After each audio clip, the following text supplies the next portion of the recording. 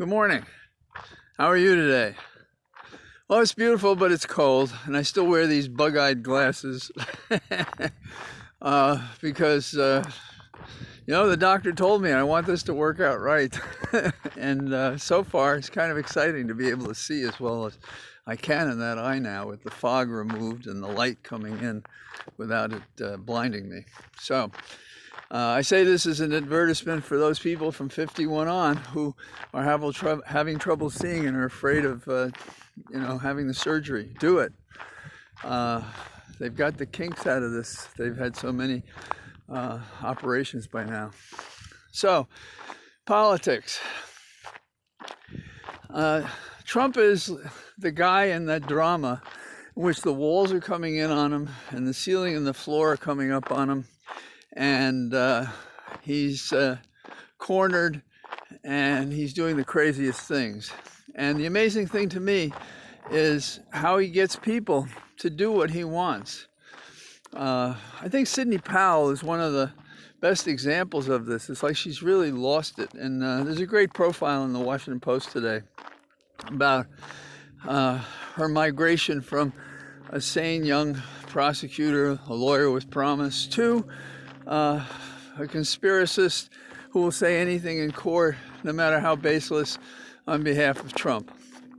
And it appears that people get caught in this thing over a lifetime of successes until, I don't know, they do something like this, and Rudy Giuliani, he fits into the same category. He's the same story. So what does that mean? Well, it means that we have court cases that are frivolous. And this past Friday in Pennsylvania, we had the Third Circuit, which is the federal circuit that encompasses Pennsylvania. And they had an argument by, the Trump team. And on Friday, they said there's no there there. And they basically said it was a terrible piece of business that they'd filed. And then last evening, Saturday, the highest court in Pennsylvania, they made a decision against the Trump campaign seeking to throw out 6.9 million ballots. Now let me back up a little bit and tell you what the fight is there. And those of you who understand it, I apologize, but maybe I'll say something a little different than you thought about it. The argument is that the state Secretary of State sent out notices to cure write-in ballots, mail-in ballots rather, that might have some error. So some counties did that. Some counties did not do that. And what they became is provisional ballots. Say you showed up on election day and there was a change of address. They'd let you vote, they'd confirm your new address, and then they'd allow the vote to occur. So in this case, say you didn't sign on an envelope, then they'd allow you to sign on the envelope, and then the vote would be counted. Okay, so we had several voters in Pennsylvania who said they were in counties in which they didn't get the notice to cure, and so they were denied the right to vote. Okay, so there are two ways to deal with this. Say I'm the voter. Okay, let me vote now. Okay, that's a fair remedy, and that's what I do. And that's what the court does. But that's not what they asked in Pennsylvania. They said, I wasn't allowed to vote because my county didn't do this, and it wasn't one of the named defendant counties in the case, by the way. So everybody else who got the vote, their vote should be invalid. So the relatively few voters, including the plaintiffs in the case, they wanted everybody else's vote, 6.9 million votes, to be thrown out. And the court, in the lower court, said, with equal protection, that is, everybody being treated equally, you can either level up or level down. Leveling up would mean those who couldn't vote would be allowed to vote. But these guys didn't ask for that relief. They asked to level down, meaning the 6.9 million people shouldn't be allowed to vote. So what the state Supreme Court decided last night was not only that it was frivolous, but why didn't they raise this question, in 2019 or whenever the statute was written? And they also, I think they observed that the number of votes in question were relatively few as compared to the gap in the election between Biden, who had 81,000 or 84,000 more votes than Trump. So in other words, mock nix. If you did this, you still wouldn't win. So the question now is, will this dynamic duo go to the Supreme Court? And ask yourself, is the Supreme Court going to go out on a limb to state a proposition to help Trump win a single case, when even if they disallow Pennsylvania, he still loses the election? I think not. And a real lawyer would say we don't go to the Supreme Court.